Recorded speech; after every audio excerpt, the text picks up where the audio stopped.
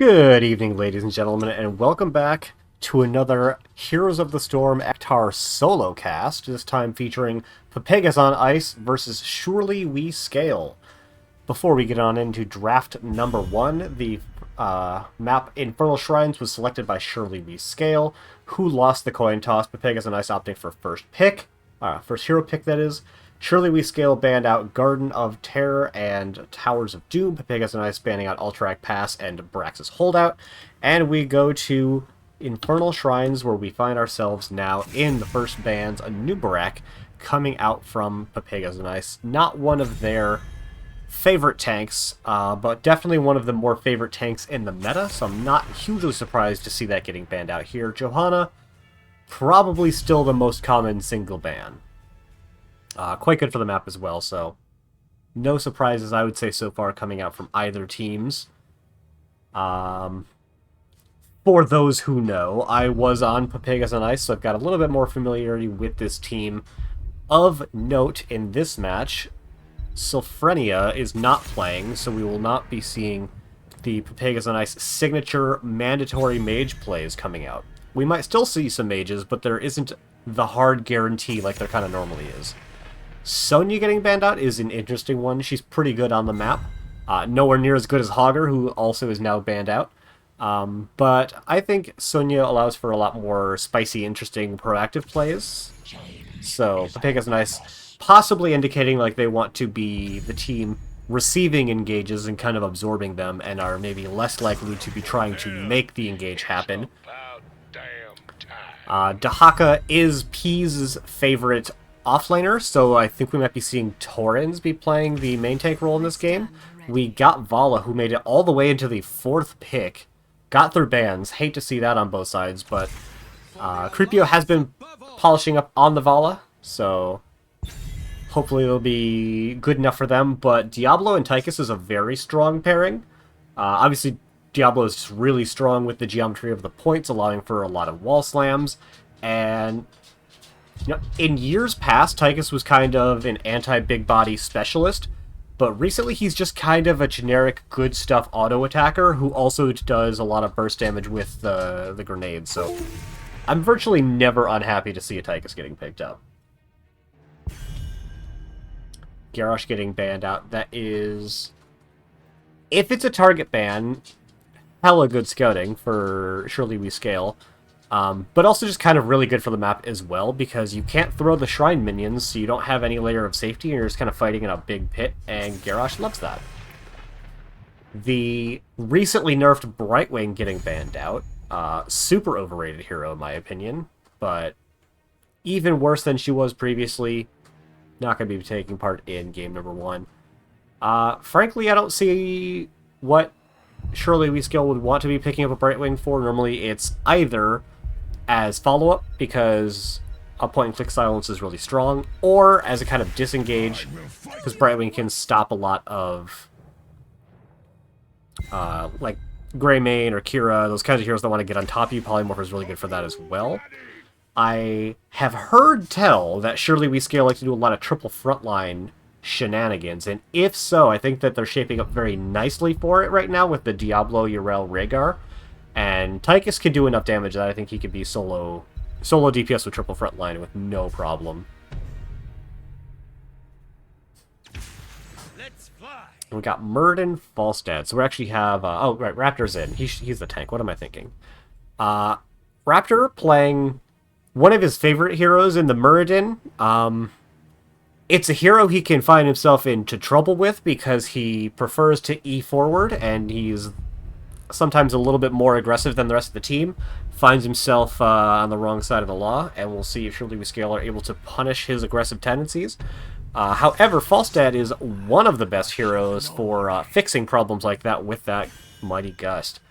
Not going for 3 frontline, but a very beefy frontline for Surely We Scale with the Diablo, Yrel, Kel'Thas, Tychus. It's just kind of a good stuff comp, and I'm a real big fan of good stuff comps because they have good stuff in them. Gonna go ahead and start the prediction. Who wins game number 1, POI or South by Southwest? Go ahead and throw your heels into the bucket. as we find ourselves getting into game number 1. Throw up the game screen, and then I'm going to mute for a sec because I have been given curry.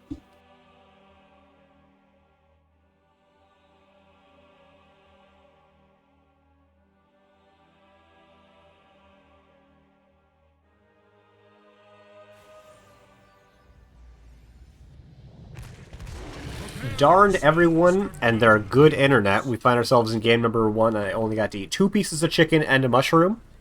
Spawning on the left-hand side, in the cyan trunks, they are Pepegas on ice with Raptor playing the banned Maraudin Muradin skin, I think? No, he doesn't have the jetpack. Regular Muradin. Torrens is playing the Falstad Creepio on Vala. Tikor is playing Anduin, not running with scissors. And Peas playing the Dahaka. On the right-hand side, in the orange trunks, they are Surely We Scale with Kagamine Len, who said to call them Kage, and I forgot already. Playing the Rhaegar, we got Moomin Rider playing the Kel'Thas appropriately on a motorcycle. We are hecka lagging right now. Hopefully that clears up soon. Meme Zed playing Diablo, Tie-Dye Tights on the Tychus, and already in the top lane is Raven X on the Yrel. Got a little bit of an engage into the Diablo already, and they are going to get taken out real hard. The Soul Shield barely going to keep him alive there with the 0 souls already. We saw that pop before he even got a chance to look at the talent. Not even going to go for a 30-second tap, going all the way back already. Really nice early tempo play from Pepegas, but frankly, without it leading to a kill, should lead to basically nothing of substantial value. Checking the level 1s, we do have the, was it Essence Stalker? Tissue Regen coming out from Dahaka. Dwarf Block, Auto Attack, another Auto Attack, so double Auto Attack on the side of Pepegas and Ice, and the Light Well, which I think is a good talent. Diablo with the Soul Shield, going into Totem build. It's the Armor. Big damage actually going into Raptor. He held the E. Nicely done. Dauntless, that's the physical armor. Yeah, I'd say broadly expected talents coming out on the side of Surely We Scale. Taking the early kill is going to allow Pepegas and Ice to get their early camp. However, not quick enough to stop their opponents from getting that camp. Peas had already dug down a big overcommitment coming out of Pepegas and Ice. That is going to go really nicely from Surely We Scale, as they'll be able to clear out in mid, and then Yrel is going to be getting that extra value in the top lane. Peas taking a little bit of extra damage. Not going to lose out on too much so, because Yrel not known for her clear speed. In fact, we even fly Torrens in top lane to try and make that happen. A pull coming out onto Raptor, really nicely forced coming out from Surely We Scale. Really recovering from that first early blunder by Meme Zed very nicely. But I'm actually going to tab out and close Firefox real quick. I'm having more stutters than I'd like. Not a fan. Big damage going into Raptor. He's just positioning a little bit too far forward. It is a Muradin, so he'll be fine. He'll be able to just tap up, or not tap up. He'll be able to third wind off that damage and be absolutely fine. Looks like a little bit of XP is going to be left in the bottom lane by Surely We Scale, as they're starting on their Bruiser camp. Slightly slower than the side of Pepegas and Ice, but with a better commitment, I think, with the Rhaegar Kel'Thas. Probably do that quicker. But we're going to send Creepy on up into top lane to deal with that. Let's see which team holds it to a time that I like better. Immediately capping coming out from both teams, so I don't like either of them particularly more. You could time it up to come out a little bit after this minion wave. That way you have a better chance of it pushing through during the objective, which really is what you want. About a quarter of a level lead coming out from Surely We Scale, just doing a little bit better job of soaking, probably from that Dahaka dig down. Obviously not a talent tier yet. In fact, we have Dahaka still in top lane. Let's check the timing on the Z. Is available. So, gonna try to use that to get parity in, or get an advantage in that top lane. But this is allowing a 20 Shrine Monkey advantage, and Peas coming in barely gets the opportunity to pop their pop the burrow, and that is a 1-for-1, but still up being 23 Shrine Minions is going to be a huge advantage for the side of Surely We Scale. The spread damage from Kel'Thas is massive. Pepegas and Ice are getting chunked to hell, and that is going to be the first objective. There's the first objective going over in favor of Surely We Scale. And I would love to see them play very aggressive off this Punisher. They're down level 7, but not for much longer. More importantly, they have a huge ability to deal damage onto whomever the jump target is, and there's no reasonably good unstoppable coming out from Pepegas. Raptor, you gotta damage it, buddy. There it is. Moomin Rider not in position to try and gravity lapse, and there was no significant follow-up for it anyway. Would have just done like flavor text damage. But it's the type of thing that you want to force your opponents to be respecting. Like, you don't want to give them free Punisher jumps, because then they don't have to pay for Punisher jumps. Another time, Raptor trying to go take position on this camp, gets chunked down to 20 hit points and falls. Creepio still in the camp. It looks like Surely We Scale haven't figured out that this is happening quite yet, and they're going to go ahead and take their bottom camp instead of invading onto the Pepegas on Ice camp, which is a godsend for Pepegas on Ice. Still not great for them, though, as they're still going to lose bottom camp. Memezed looking to try and find T-Core, maybe, who barely steps back in time. We have, W build coming out from the Diablo, so potentially very tanky and a lot of sort of passive control, especially when you get to like the Weakening Flames and the Spell Armor. Raptor is going to check another bush. A nice sidestep coming out from Memezed to make sure he gets the wallbang. Isn't able to get the overpower, though. Raptors, you're going to have to start Q-checking these bushes, because if you keep doing it with your face, you're going to keep taking all this unnecessary damage. Surely We Scale going ahead and picking up their own camp basically as quick as it spawns. I'm going to go ahead and check XP real quick. We've got 59 coming out from Ural, actually beating the Dahaka in the soak game. Really nicely done by them. It's not the whole disparity that they're finding themselves up right now, but it is going very well for them, and frankly, I would not expect Ural to keep up with Dahaka in the soak game. Level 10's coming in. We've got 3 for 3 on what I would say are expected heroics. You tend to see the Lightning Breath with the W build. You're all going into the Sacred Ground. I'm actually a big fan of that talent ever since the cooldown reduction buff. It's really short now, 25 seconds. It ticks down while it's active. We've got 5 in mid for Surely We Scale, trying to find something to make a play. Pepegas not giving it to them. 10's picked up for Pepegas. We've got the Isolation. 5 for 5, and I would say expected heroics coming out from them as well. The only real question, I think, was the Sacred Ground and the Odin. You do tend to see Odin more often, even if you go into the trait talents, which we don't actually see coming out from Surely We Scale. They do have the extra auto attack, which you actually see more often with Odin because it applies to Odin.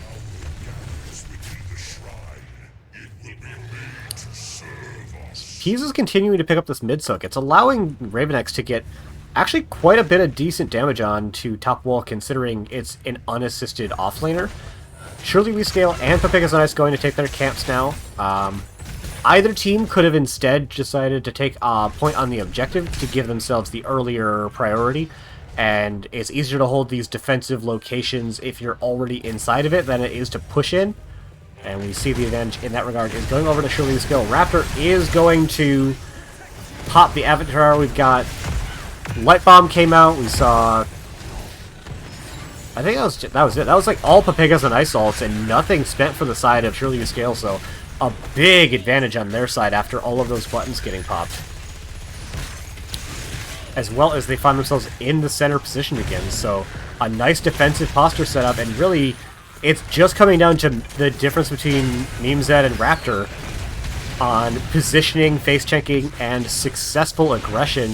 Pepegas and Ice just haven't been in position to help Raptor with these aggressive postures that he's taking, but Surely We Scale have been pretty consistently. Raptor jumping in is going to get absolutely schmackered by Diablo. A couple of extra heroics coming out.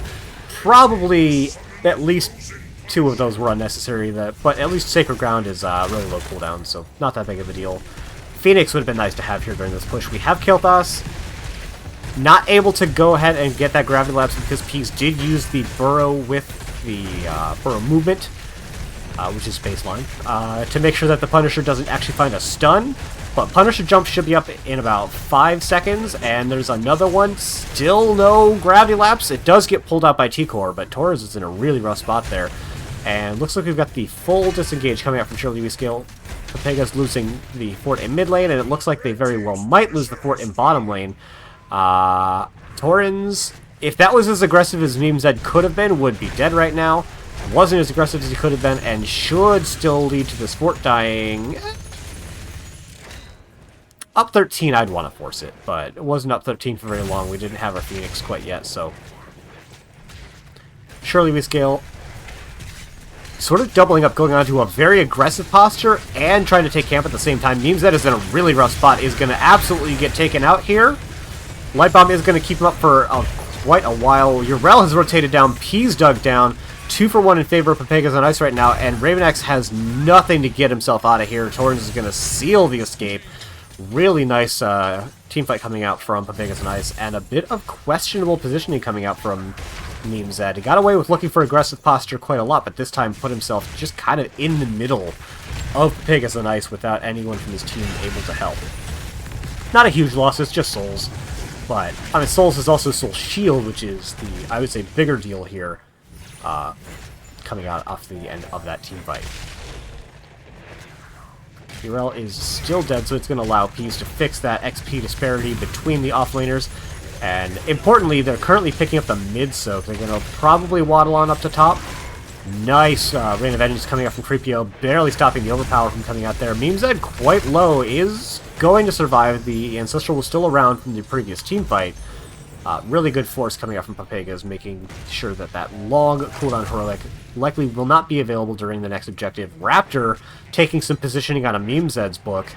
It looks like Surely We Scale are not going to fall for it. I'm probably just going to let this camp go, as they don't have the buttons or the health on Diablo to make this fight happen. Leaving the Regen Glow behind, big sad. Casually, Ravenex continue to get a lot of damage into top lane. There's still not an objective there, so it's not going to ultimately mean too terribly much, but if there ever is an objective there, having only half a fort to go through could be a pretty big deal. Raptor covering the flank route here. Meme Zed does not face check the bush. Frankly, there's not a whole lot I think that they could do to him if he did face check the bush, but still, you want to be, you know, crossing your eyes, dotting your T's, making sure that your opponents are respecting, or respecting the position. Raptor taking a very aggressive position forward, but not in a spot that gives a whole lot of extra vision. Making sure that members couldn't have stepped in for Surely We Scale, but at the same time, I think not blocking the more expected aggressive route. Neither team opted to go for their bruisers this time. Pepegas and Ice up that level 16, and finally starting this objective with an aggressive posture on point. Meme Zed gonna use their, sorry, not Meme Zed, Surely We Scale gonna use their time down level 16 to pick up a camp here. Looks like they might be giving up this whole objective, so they're not even beginning to rotate. They say, you guys can take the objective, take bottom fort, we're going to get top fort, and they're going to try to make a play onto this Dahaka, it looks like. He does have the burrow movement speed available, so really should not get taken out here, although he doesn't commit to it until later than I would have thought. The extra move speed is going to help a lot, and T4 is going to get him out here with a pull. That is the fort falling. Pepegas and Ice being very slow to enact any kind of counter pressure, though. The whole time they had a bunch of people on the bottom objective and could have been committing more of them to just pushing bot. Members of Surely We Scale are going to back up. They're just going to defend it. Keep trading out a fort for a fort and hoping to defend on the keep, I think, is a totally fine play. Pepegas having a little bit of a scramble, not 100% sure what they want to commit to right now. They don't want to push up with the objective, presumably because they don't want to get collapsed on by Urel and take a 4v5, although they do have the Dahaka, which could be the big equalizer here, as he's currently just kind of trying to soak the lanes. You're going to hide talents, as this could be a pretty important team fight off of this next Punisher jump when it comes in. Not a whole lot of ability to commit from Pepegas, although Raptor finds a nice initiation. Meme Zed taking quite a bit of damage from Raptor, but Creepio wasn't in a position to do anything about it. Definitely would have gone down otherwise. Barely dies. Torrens going in for the very aggressive Lightning Shield. Is going to find that kill. I think Pepegas might actually be too low to try and force this keep, however. They're still looking, though. Tie-Dye taking some damage.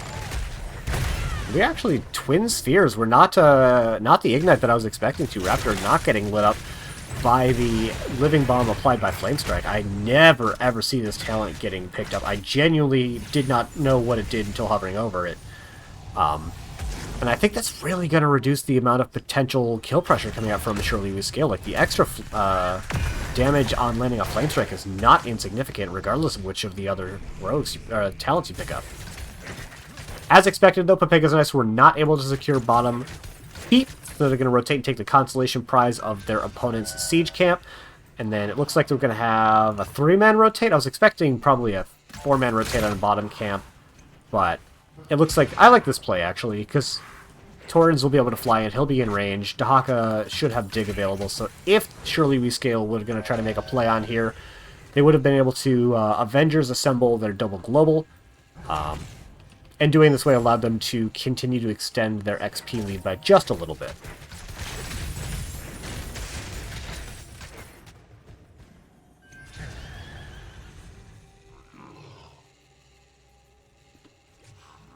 Alright.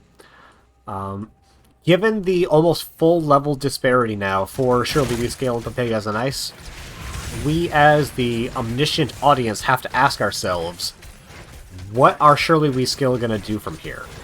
The two options, generally speaking, try to soak out level 20 and not engage until you have it, or, and this is kind of an option that's off the table at this point, would be to try and make an aggressive play before your opponents have their own level 20. Memezed may be looking for the offlaner, but Peas is playing way too safe for that right now. We do have all 5 for Surely We Scale in top lane, so trying to find something to make a little value proposition happen. Not able to find anyone, and Pepegas and Ice just playing a little bit too safe right now, really making sure they want to get to their own level 20s before they can get collapsed on by their opponents, who are looking to respond to the building pressure in bottom lane. We got a 5-man defense coming out from the side of Surely We Scale, 4-man aggressive coming out from Pepegas and Ice, checking the level 20s. We've got the Apex Predator, Rewind, Farflight Quiver, Censure, and Wind Tunnel. Skipping out in the orders a little bit because I remembered Anduin's a little bit faster because I am a healer main.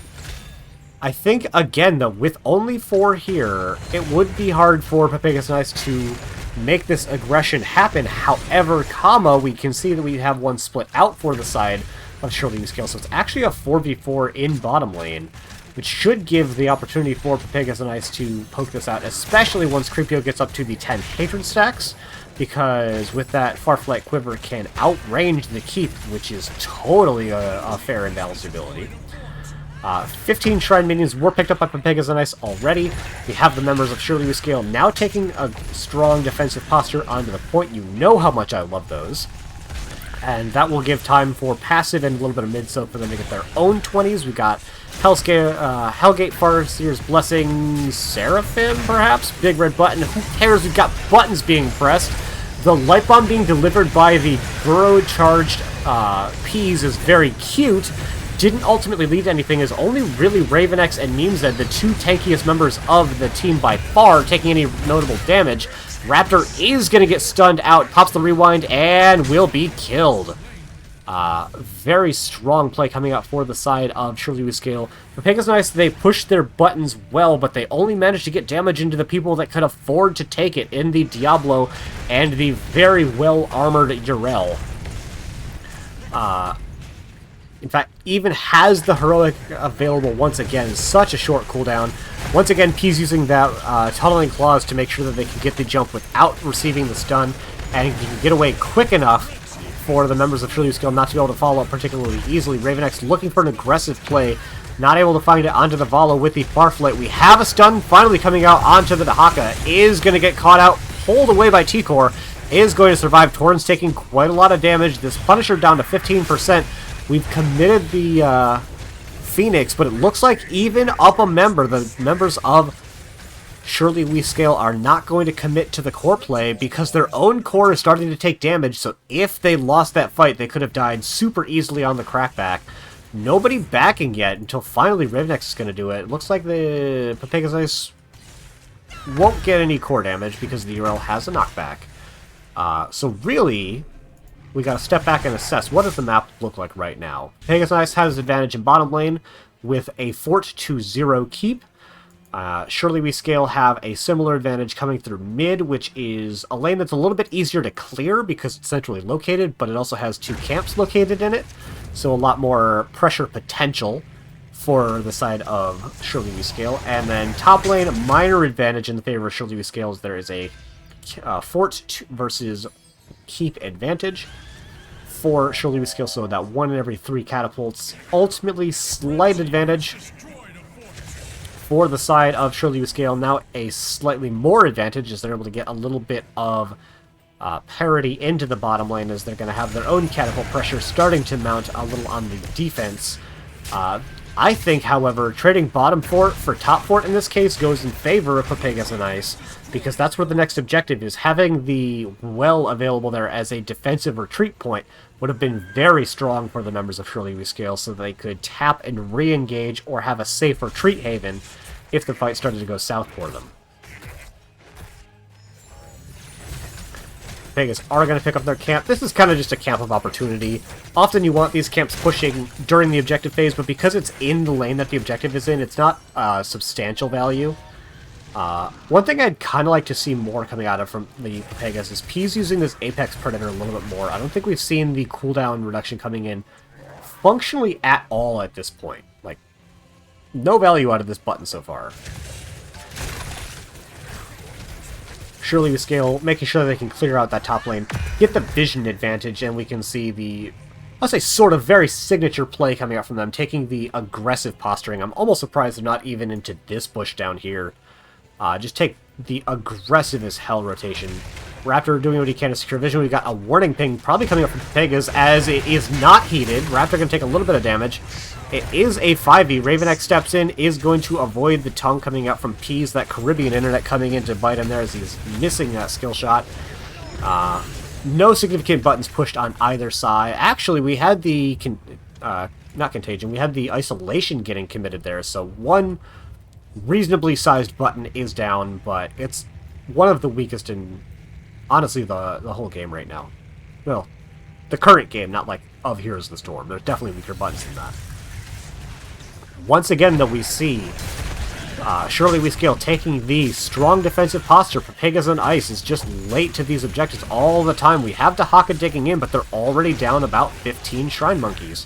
Peas is looking for an engage. They miscoordinate the Burrow Tunneling Claws engage. Big button down for the side of Pepegas and Ice. A nice little bit of damage coming into Raptor. Ravenex taking quite a bit as well. Tychus got pulled.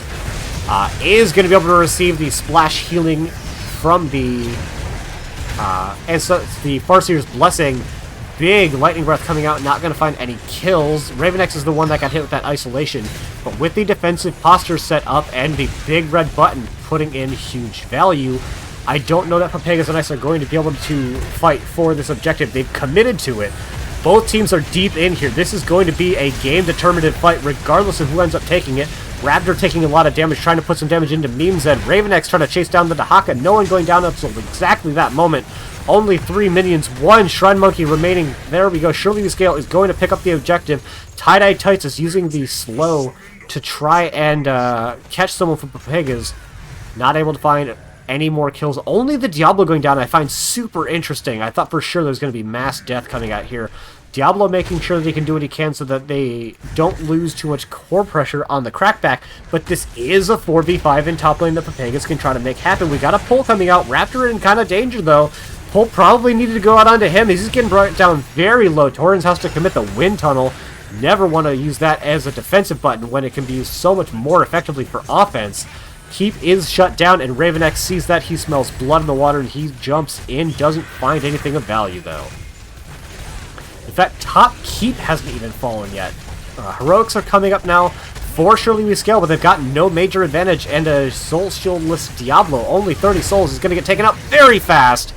We do have the Heroic coming out and the Unstoppability coming out from Urel, but they're getting chased down. Raptor's going to have a stun soon. There it is. Ravenex going to just stall for the rest of his team to get out, but Peas is trying to use that extra speed to try and cut the members off. Does he have a dig available? He has it. He's actually going to push down into core.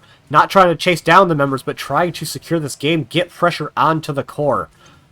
Are the members of Shirley with scale going to be able to defend in time? We've got the fly-in from Torrens to make sure they can start getting this damage down. However, they're outnumbered at the moment. Tie-Dye Tights, Moon Rider, and Kaga are all here before the rest of Pepegas and Ice, and Torrens is already quite low. Peas is going to get caught with that stun, taking a lot of damage. We have another big red button empowered Odin coming out here, and there's only the one catapult gonna get taken out immediately. Torrens finds a huge wind tunnel, but a massive Ancestral is gonna keep both members alive for a long time. Tidatites able to get on out of there. The core is starting to fall, but not particularly fast. Diablo will be up in 5 seconds, and there's still this big red button able to push the members of Pepegas and Ice back. Core's at 66%, not falling particularly fast. Moomin Rider chunking out the damage as well, but Tidatites with these nukes really pushing people back. T-Core is going to get caught out, but aren't able to find the Hellgate stun. Diablo falls again. Urel's up now, trying to make sure they can get this core defense, but the Kel'Thas is going to fall next. Raptor very low, but they're not able to find the kill. Core hasn't fallen yet. Another kill is going to make it increasingly likely that Pepegas and Ice are going to be able to finish this core offense. Ravenex steps in, barely doesn't get stunned out by Raptor as the core root is going to save him there, but I don't think they have the damage to push Pepegas on Ice off, and that is a game number 1 in favor of Pepegas on Ice after a very protracted and somewhat sloppy core push.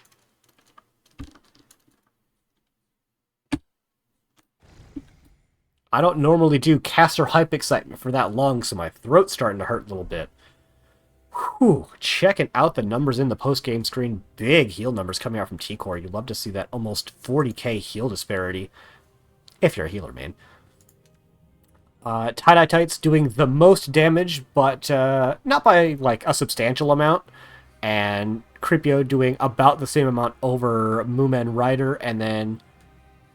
yeah, not a huge... actually, the big fall off is actually on. No, had a thought. Turns out it wasn't going anywhere. It's about a 10k advantage for red, and then about a 10k advantage there, and then basically no significant difference. So damage numbers, at least for hero damage, nothing I would say really noteworthy. And then siege damage, a nice 40k advantage in the favor of Dahaka. And only about 1.5k XP differential, so really picked it up in the late game. Urel was winning the Double Silk War for a lot of time there, but eventually the global pressure of Dahaka was able to pull it on back.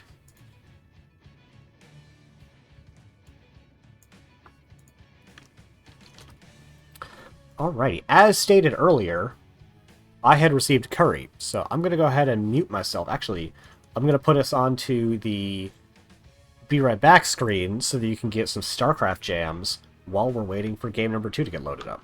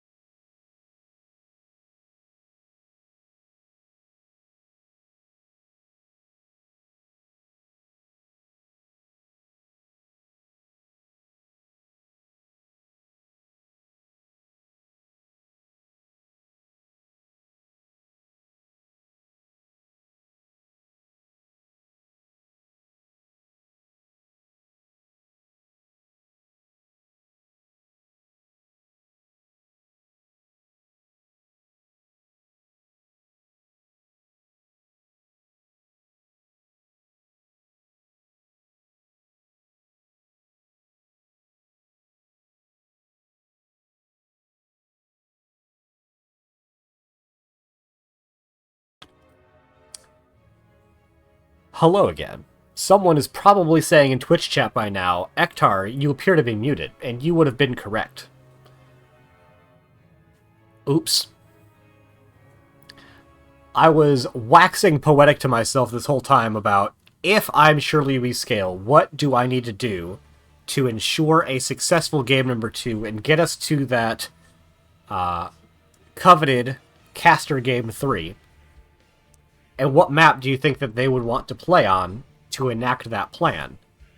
Given what we saw from them in game number 1, they were very good at controlling aggressive rotations and getting to objectives on time. So to my mind, Surely We Scale wants to play Tomb of the Spider Queen because that is the most rotation-heavy map by a significant margin. We do not find ourselves on Tomb of the Spider Queen for game number 3. We're going to Volskaya Foundry, as you've been able to hear and imagine me talking about for the preceding 45 seconds or so. I think this is an equally good map decision for them. They are the first pick team, however, so this is a map coming up from Pepegas and Ice. This map, although it has less rotational priority, as it's a lot harder to catch someone out going through that mid-top area as compared to the rotations on Infernal Shrines or Tomb of the Spider Queen. But it is very important to show up to the objectives early on time, as well as the other thing that I think that Surely We Scale did a very good job of that hadn't been mentioned was snappy camp timings. It's really important to be getting one of the item camps at the 1 minute mark. Most commonly, it's your own turret camp. Slightly less commonly are identify that your opponents are taking their turret camp so we can take the heal camp. But really, you want to be doing one of those things at the 1 minute mark, because that's when they spawn. Other than that, making sure you get the siege camp out to push during the objective, which both teams did a reasonable job of in the previous game. And then making sure you have the means to deal with an enemy Triglav. Obviously, you don't want to overcommit to the plan of what if we lose the objective, but you still need an answer. So, you tend to see a lot of, obviously, percent damage is big on this map. Zagara, although she doesn't get percent damage until late, her damage is a little bit slow before that, can make it so you basically don't lose to Triglavs if you have 5 heroes alive. Like, you can defend a 5th Triglav and not lose the game if you have Zagara and some other good damage. Obviously, Leoric and Pepegas are at a premium on this map, you might think. Greymane, because Curse Bullet, but you fool, that can't target vehicles. So, Greymane's obviously fairly decent with just regular damage anyway, but Curse Bullet does not affect the Triglav, so can't use that as a counter. Falstad getting banned away, definitely. I think that wind tunnel Torrens got was the end of the end for Surely We Scale. They could no longer adequately defend their own core after that. He's just a good, annoying hero. And Hogger, also a good, annoying hero. Johanna, the tank, getting banned out again. And Vala. I'm so happy. These are my bans in Storm League and NGS if I'm ever in charge of doing them, so I love seeing them getting thrown out of the game here. And what are Surely We Scale going to do with this first pick priority that they have purchased for themselves at the cost of game 1?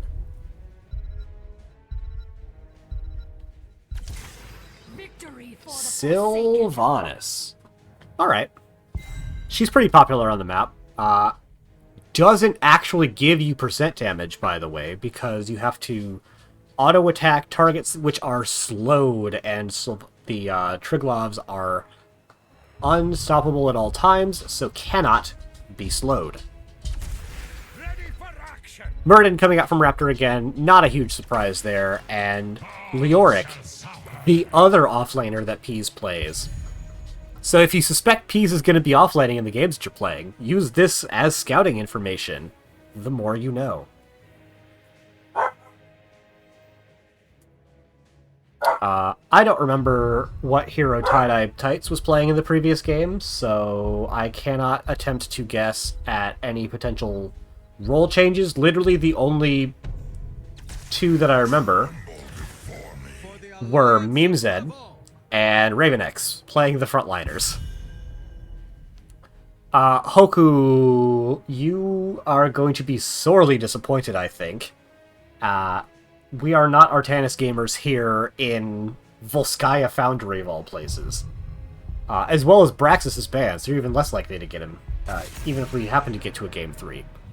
Sonya getting banned out pairs very naturally with Anduin, much like French wine and cheese.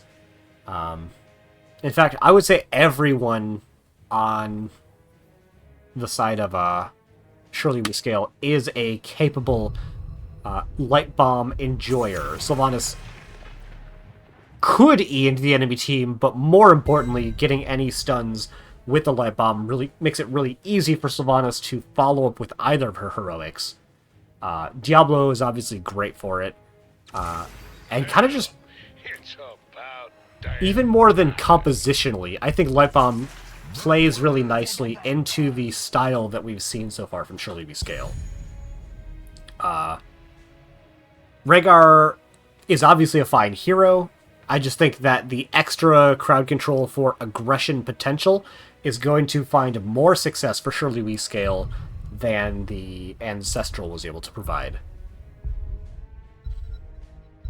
Double auto attack coming out again for the side of Pepegas and Ice. This is really going to show that Sylphrenia is not currently playing this game, as Tychus is half a mage on his best day.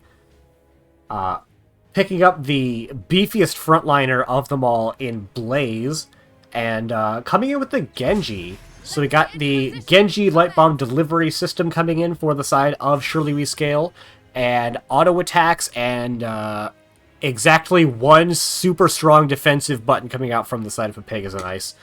Gonna throw out the prediction for game number 2. We had exactly 50-50 bets coming out from game number 1. Love to see that kind of parity coming in, so make sure you do as well or better with the prediction going into game number 2 as we go ahead and mute to eat some more delicious chicken.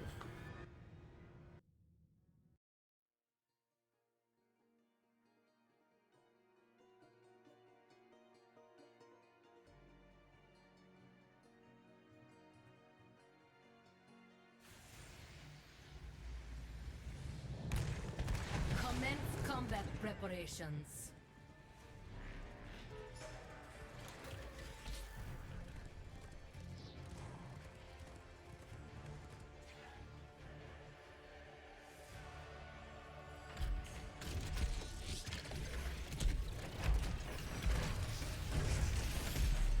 The battle begins in 10 seconds. 5, 4, 3, 2, 1.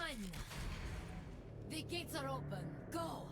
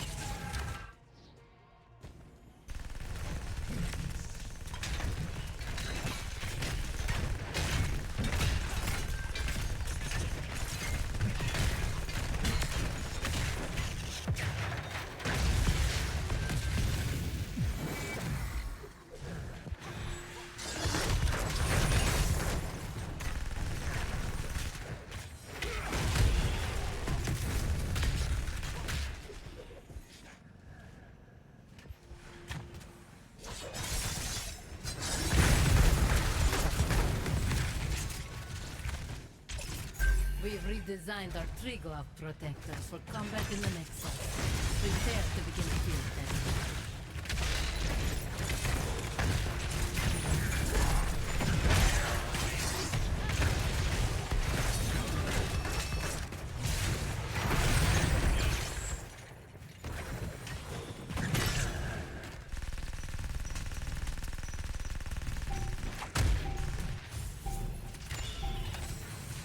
Terminal online. Take control of it to pilot the mech.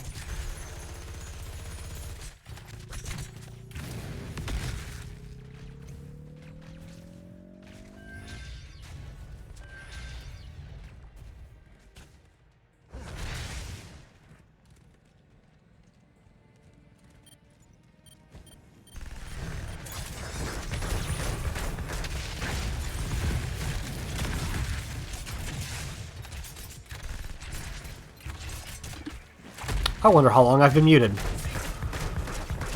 Oh well. Sorry. It's painful. I must have stopped to get food at some point and then forgot to unmute. Oh well. Both camps are pushing in the top lane, gonna get taken care of by the side of Shirley with Scale to make sure that they can get some pressure mounted in the top lane. I like that Memezed is covering his rotation. I also like that Torrens was very safe at taking his own rotation. Memezed not committing anything until it is too late. Torrens was able to step back, avoid the stun. Keeping T-Core on the point is putting a lot of channel time in favor of Pepegas and Ice. Tie-Dye Tights trying to use that trait again. Looks like they're just going to fully give up on the objective. I think they were trying to get Sylv in there to try and get some trait push into the top lane. Weren't able to find it yet.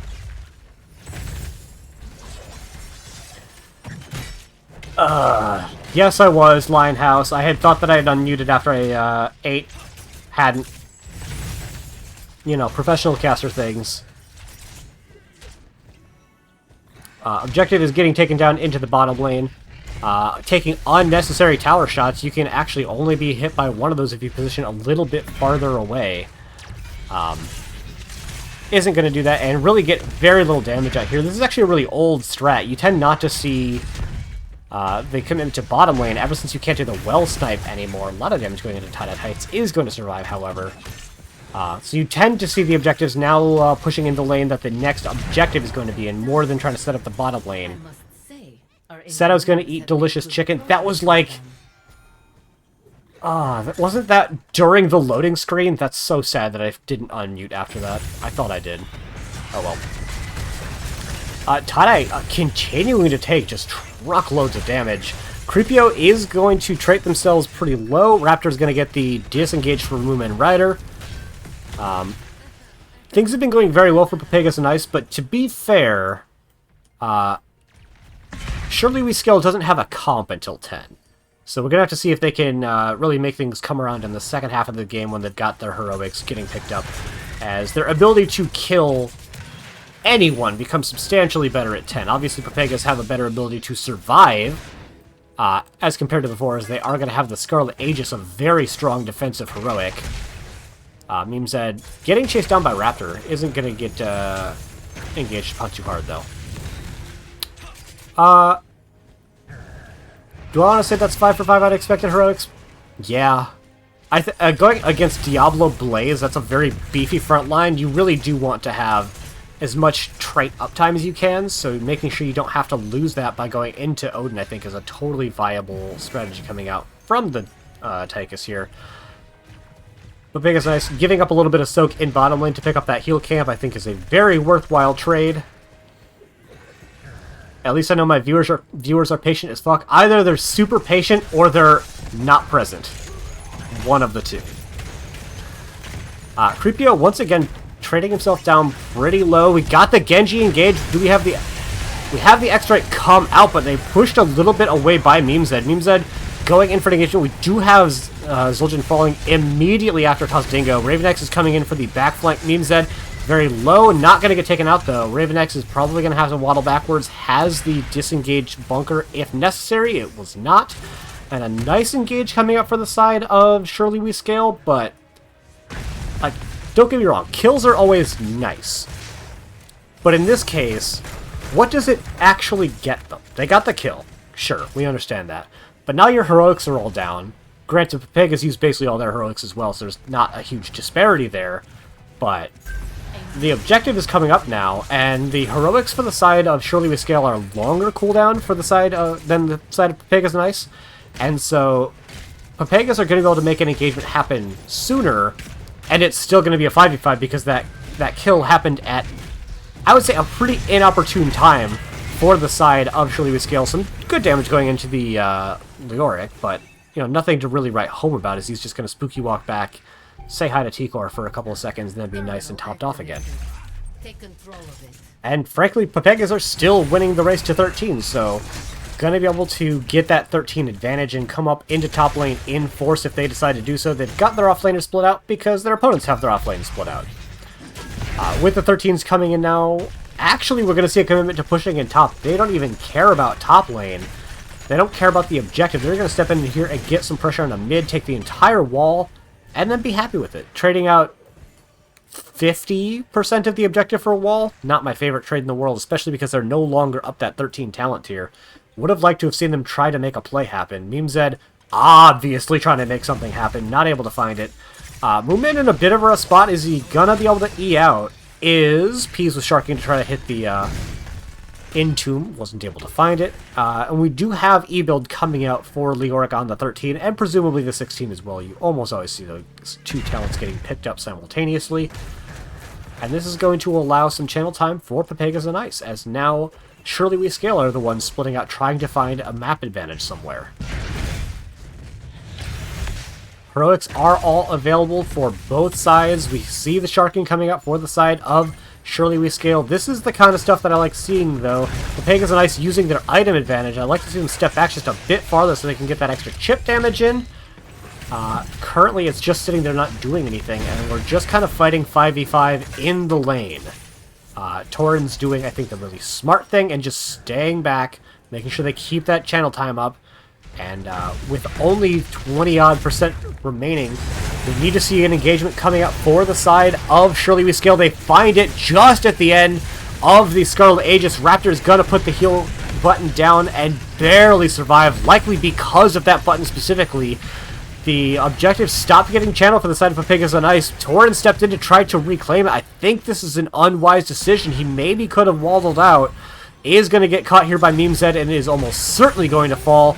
Let's see if the members of Pepegas on Ice are able to find something on the crackback. They find damage in the face on Raptor, and that will almost certainly be objective going over in favor of Surely We Scale. As we see, Peas has full committed to the disengage, trying to get that soak advantage, as their opponents are definitely going to be picking up the objective. Alright, I like the step up. I'm a fan of this. Getting some pressure in there while it's effectively just kind of an even fight. Your Genji is close enough to be in a fight if you wanted them to be in the fight. Tie-Dye Tights is taking a lot of damage, mostly just from Raptor. I think they already used the whoops and not able to use that as a defensive button. And this is a very diveable backline on the side of Surely We Scale. Ravenex is going to make this a lot more even, coming and bringing the bunker support protection. Top 4 is likely going to fall from the Tridlov here. This is a kind of 5v4 in the side of Surely We Scale, as they have all 5 members up here. However, 2 of them are in the Tridlov, not the best at contributing to a potential team fight. We have the Diablo drop out to see if they can make an engagement happen. Ravenex is going to take a very nice aggressive posture. Big fan. We got Memezed going in for the RQE, not quite able to queue up the commands in time. They still have the stun ult from Anduin available. They're not going to rip it because their Genji is in the Tridlov. Meanwhile, in bottom lane, Peas doing God's work, putting pressure on there and getting Pepegas on us that crucial 16 advantage, arguably the third most powerful talent tier after the Heroics and the Storm talents respectively. Pepegas looking to try to make something happen on bottom, or as the objective goes down, not able to find it. Moomin Rider barely missing out on the timing to give him the self-shield as it pops. Pepegas not putting the damage in quite as quickly as I think he was expecting them to. Alright, assessment after the second objective phase. Clear and present advantage in the favor of Surely We Scale, as they have the top fort down for their opponents. And there is no similar fort down for the side of Pepegas and Ice. barely getting the stun and the second stun, but gonna get cleansed out.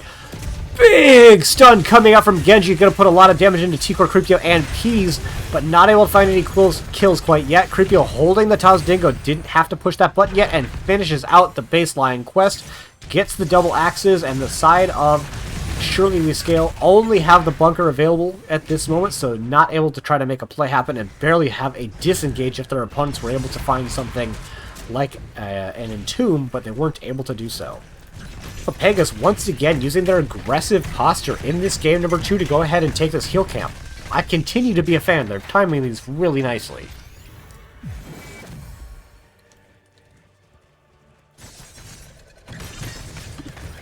Both of the siege camps getting picked up in the top lane. Ideally, I think both teams would want to hang on to this until the next objective, but it's still a long way away, so I'm not unhappy to see this getting picked up. Raptor scouted Memezed in here. Memezed is obviously going to rip the Shadow Chart there. He's been doing it the whole time. Gotta secure the kill onto the Raptor, even with the missed Apocalypse. And yeah, I thought at first they were going to try to take the opponent's camp. Using your Sylvanas trait to get this fort is the way bigger deal, however. And you can probably still go down and take that camp. Alternatively, Torrens is in an exposed spot. That's a little bit more of Surely We Scale's style, but taking, I think, the smarter, more conservative route, going for the guaranteed value in stealing your opponent's camp. Love to see it. I wonder if they're going to step down and try to make a play happen in bottom lane. They have the requisite buttons, mostly in the form of the Light Bomb and X-Strike. They've committed 5 down here, but it looks like they're going to uncommit into bottom lane as they're going to go in and cure clear. Mid lane and then top lane of Pepegas were set up into a pretty good defensive posture. A protector is almost ready. Objective coming up in 30 seconds. This is going to mean nice timing in the top lane. However, a very good call coming up from Pepegas. Nice. Going to use their opponents being out into top lane to take that bottom fort. Give themselves another advantage going into this objective phase. We talked about it in the previous game. Having the fort, and therefore the well, in the lane with the objective is a huge deal for these fights. However, contrary to the previous game, in the late game we have Surely We Scale with the level, well not level, the XP advantage. They're going to use it to step over, take their own camp. A very curious play coming out from Surely We Scale. I don't know what Kaga, Moomin, and Raven were kind of looking for with their opponents there, but I'm kind of glad they didn't find it, because they would have been just caught out super weird and outnumbered. Pepegas are going to step in here, try to find maybe an Entomb onto Memezed. He's in a bit of a rough spot. Moomin is not able to get the heals out in time. They find the Genji combo. Genji gets pulled out, but Kaimo cleansed to his death. And that is going to be a dropped heal camp from the members of Surely We Scale, giving up a massive amount of their item advantage and their XP advantage with the overly confident rotation, I'll call it. Members of Pepegas taking actually a ton of damage, and Raptor's gonna fall. Really nice stun coming out from Kaga is going to secure that kill. RQE combo gets cleansed out, but Torrens is already put into a rough spot. Memezed it's put down pretty low. Tie-Dye Tight looking to find some extra damage into the backline. Creepio still has the Tazdingo available, so not a particularly viable engage target for the side of Surely We Scale. Nice damage coming out from them. They're going to have their 5th up just about 20 seconds sooner. Could try to make an engagement happen off of that. Both sides picking up their 20s. Yeah, we got 4 heroic upgrades and then rewind on Muradin. Then we got Hellgate, X-Strike, Censure, Blink from the Sylvanas, because the Black Arrow upgrade is terrible. And then the upgraded Bunker as well. A lot of damage coming out onto the members of Pepegas. Nice. Another kind of scuffed engagement coming out from Memezed. Not quite hitting these engagements in open areas. Kaga threw out the self-light bomb, didn't find any targets, and Memezed gonna go down. X-Strike with the living weapon is gonna find a full reset, but they don't get the kill, which is the way bigger deal. Still an even numbers fight, but Moomin taking a truckload of damage as Creepio is doing ruinous damage to them. Let's see if I am correct in that assessment. 52,000 versus 47, so about an 8k hero damage differential, and we really saw it in a big way on that fight when, without all 5 members for the side of Surely We Scale, did not have the damage thresholds to find the kills.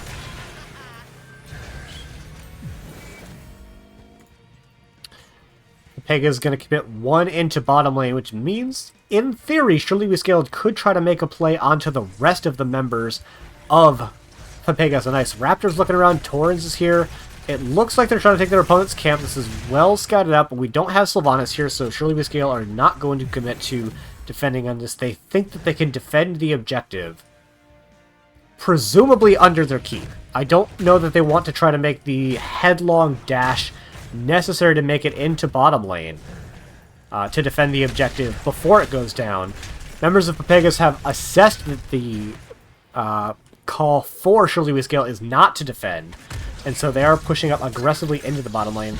I like this decision. Their opponents were, in fact, taking that camp, which will give them a nice tool for the defense, but it also means that Pepegas are able to spend a lot of time putting pressure out into this bottom fort wall.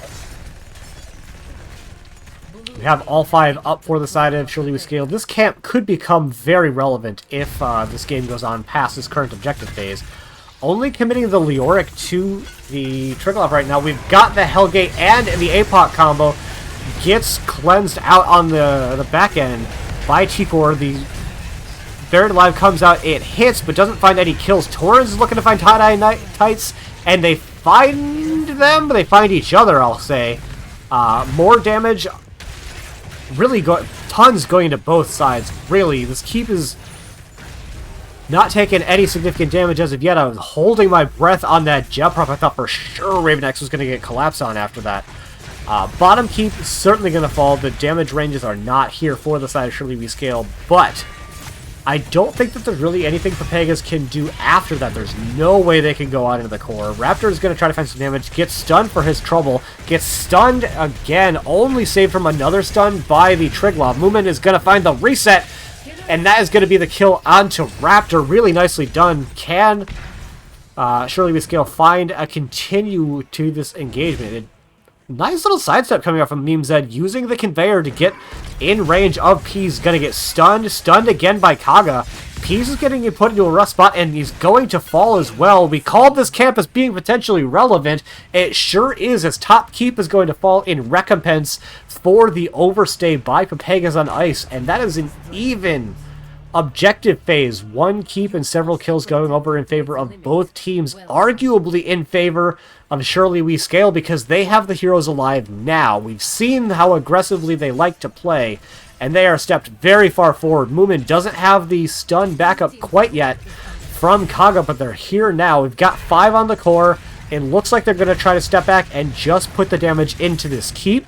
This is a very dangerous play, however, because Raptor's coming up in 5 seconds. Peas will be up in about the same amount of time with the Buried Alive, so being this clustered could be very scary for them if they don't disengage now. And they do, in fact, disengage now. Raven is backing, is going to get stopped by Peas. Looks like Peas is looking for an aggressive Entomb play. I don't love it. Unless they can hit on a Kaga, that might be really good. Peas gets blown up before he can even use it, though.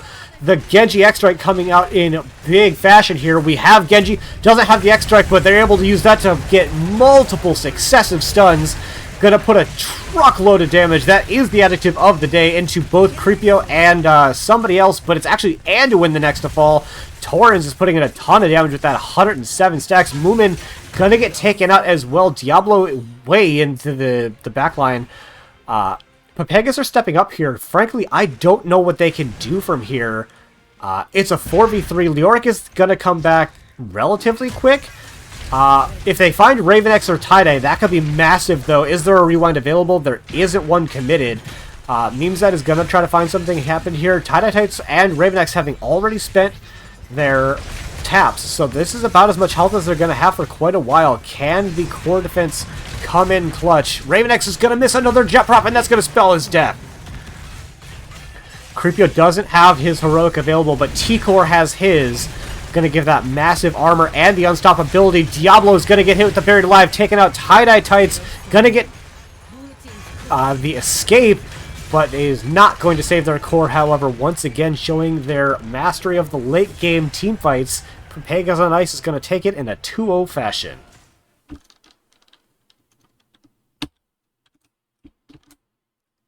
Having to do a lot of caster voice tonight because these fights have been very close. checking out the numbers, heal numbers first, because we heal main here. About a 10k advantage in favor of White Mane, which I think is a little bit surprising. Anduin's a pretty good top-up hero, and White Mane is decidedly not. So having the higher total healing, I think, is a bit of a surprise coming out. Well done by T-Core there. Let's see how that matches up to the damage coming out. This time, it is a big damage differential coming out in the favor of Pepegas and Ice, but the kill differential was non-existent. In fact, Surely We Scale were up in kills basically from the time their heroics hit until the last couple of fights on the core defense. So really nicely fought by the members of Surely We Scale, but just kind of fumbled their own core aggression. Gonna bleed out that second game. Unfortunately, not finding ourselves that coveted game number 3. Who wins game number 2? Pepegas and Ice. Big vote in favor of them.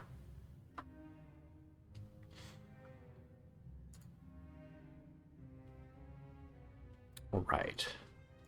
Now, let's see if we can find somebody from the Pepegas for a post-game interview. I could just join the server, but that seems rude.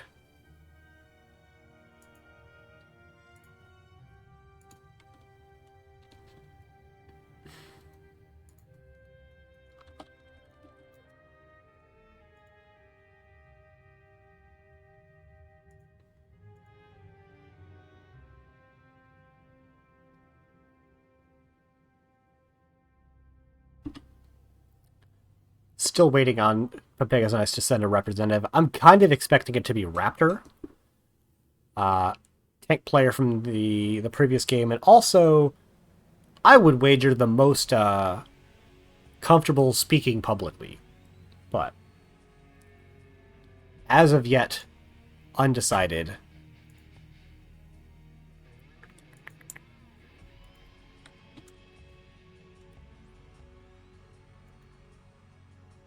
Gonna go ahead and drop a ping, see if we can't force a response.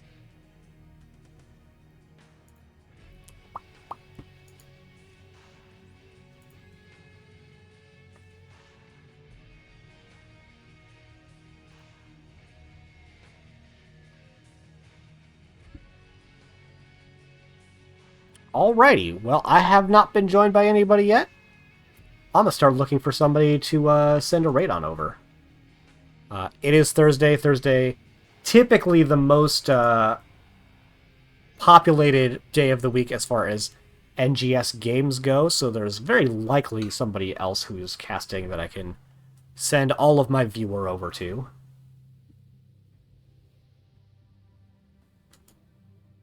I tease. I appreciate everyone who comes on by, especially, in particular, when I'm not joined by Ace, because, I do way worse casting solo. I'm joined by Tomjin, who didn't even play in the series. Welcome, Tomjin. Hi, how are you? I'm doing very well. How are you? I'm doing excellent. It was a great game to watch. Or series, I should say. As an incredibly biased caster, I agree. But I think even most unbiased people would also tend to agree the fights were very back and forth, I would say. Yeah, it was exciting. Like, coming down to the nail both on Infernal Shrines and on Volskaya. It was very much not obviously in the bag to the subject of the unknowing eye, I would say from up above. I do feel like we were in more control both games, but obviously I'm biased. So, I would say pretty decidedly in the first half to 2/3 of game number 1, Surely We Scale were setting the tempo outside of the immediate kill onto Diablo, but looking past like the 40-second mark, I'd say they were pretty much the ones setting the tempo advantage and getting the extra damage and the picks. How were your Pepegas able to sort of rally themselves into the latter half of the game? Yeah, I mean, our draft was from the beginning centered around level 20. Like, we had Vala, Farflight is game-winning. We had Falsed, Wind Tunnel, also game-winning.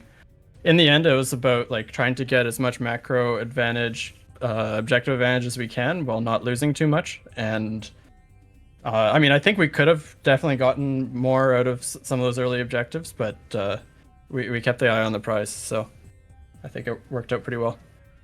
How was Raptor feeling during the first half of that game in particular? Because he was the recipient of many a face check into overpower.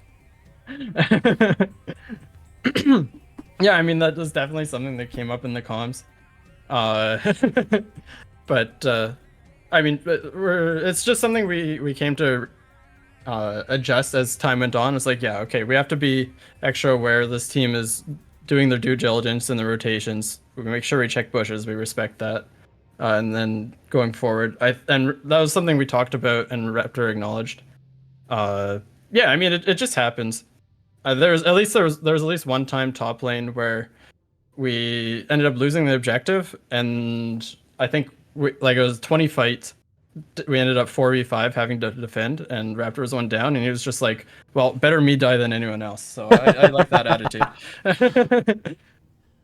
especially when you have like a 20 Vala and a 20 Falstad, you know? Yeah. Both of those heroes are crazy at 20. So sort of looking at both games and using a little bit of insider baseball for y'all's team, what's it like playing with 0 mages? Oh man, we're so used to having a mage, like a only mage player on our team for many seasons. And yeah, I mean, this is something we're working out in our scrims preparing for this game. And it was something that was working. So yeah, it was nice to be able to adjust that way, and having both a stacker into the protector on this map and also percent damage. Well, actually 2 stackers because Tychus took the level 4. I think it's just really strong. Yeah. Also into a Diablo who loves to take spell armor. He actually didn't go the spell armor in that game. Did you notice? I could not check. Game number 2, it was Soul Harvest. Is that what it's called? Extra healing off globes and well. Okay. Black yeah, I mean, that Soulstone. makes That's sense. what it's called. If it's double ranged DPS, then why would you go spell armor? I mean, Tychus rips through it anyway. Yeah. Even if he goes Tychus grenade, I think. I mean, even if you do, then eventually you just pick up Titan Grenade. You're doing percent damage off that anyway. Yeah. Exactly. Sylphrenia giving angry faces in the chat. Couldn't imagine why. So looking into game number 2, again, double auto attacks. How proficient would you say that the team is at absorbing the Genji Light Bomb combo? Because that is quite literally what they drafted for. Yeah, it was really scary seeing that in the draft and realizing what they were going for. Genji Light Bomb, in the past, we've lost to teams like that time and time again. I think one of the things, like having a strong white main player on the team, and also like T-Core just joined us this season, and I think this game he really showed up, and like he was getting cleanses left and right. He got landing his ults properly to defend against that. I think it was just really nice to see. For sure. Considering you guys won the match, and it is very customary that the winner of the match is the one who would have an MVP declared, I would say at least for game number 2, definitely T-Core. Game number 1, I think is a little bit more up in the air, but yeah, the white main was consistently clutch against both APOC and Light Bomb. Both for cleansing the stuns as well as the 40 armor. Not that they didn't still get big kills off of the Genji Light Bomb combo sometimes, especially with the living weapon.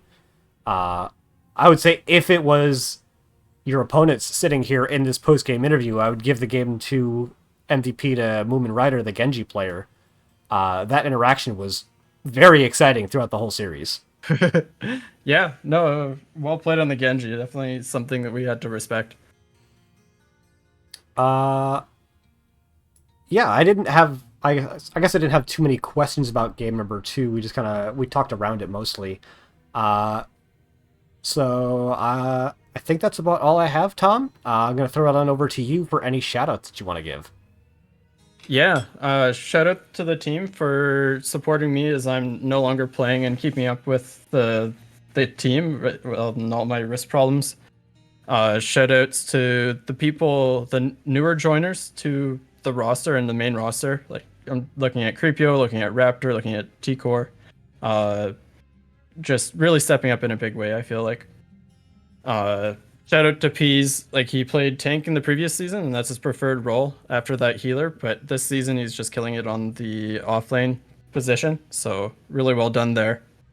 And yeah, shout out to you, Ektar, for well, first of all, making sure this game could happen, getting the approval for Mootman Ryder to join, and also for the cast. It was a pleasure.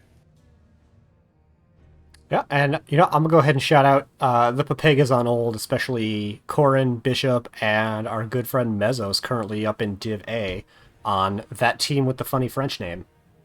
Trying to remember what it is now. La fine équipe. I'm so glad you said that, because I've said it way differently, and yours sounds way more French. So I'm sure you're correct. I forget what it translates to. It's like I translate it as like a fine team, but I think he had a better, less literal translation. I don't doubt it. All right. Well, once again, Tom, thank you for coming on over for this interview, and good luck in the rest of your season. Thank you. I'll see you around. Alrighty. Alrighty, that's pretty much going to do it here for us in the stream. I'm always loath to say this. It was a 2-0, but genuinely it was a close 2-0. That game really could have gone either way. As Tom sort of mentioned, Moomin Rider was actually an off-roster sub, as one of their main roster players, Ulysses, had some very significant issues with their computer, which may or may not have been on fire. So really nice to see an off-roster sub come in and really just meshing so well with the team. And I'm looking forward to seeing, hopefully, more great things out of Surely We Scale as we go through the rest of the season. We have located our our raid target. It is Eternally Blue TV. So we're going to be going on over to them. Yeah, thank you everyone for coming by. I really appreciate it. I feel like I had more words to say, but they're not coming anymore. So have a good night, everyone. Bye!